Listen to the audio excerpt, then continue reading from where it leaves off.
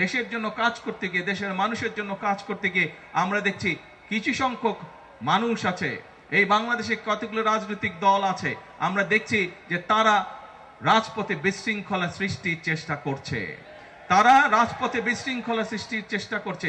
যেভাবে তারা স্বাধীনতা যুদ্ধের বিরোধিতা করেছিল, যেভাবে তারা 86 সালে এই চট্টগ্রামের সেই মাটি যেখানে স্বৈরাচার বলেছিল যে যারা নির্বাচনে যাবে তারা জাতীয় বেঈমান হবে, কিন্তু সেই স্বৈরাচার ঢাকায় ফিরে গিয়ে সেই নির্বাচনে আরেক স্বৈরাচারের অধীনে অংশগ্রহণ করেছিল এবং তাদের সাথে একটি গুপ্ত বাহিনী তাদের সাথে সেদিন নির্বাচনে জাতীয় বেঈমান হিসেবে আখ্যায়িত হয়েছিল, একই সাথে তাদের সাথে নির্বাচনে অংশগ্রহণ করার মাধ্যমে।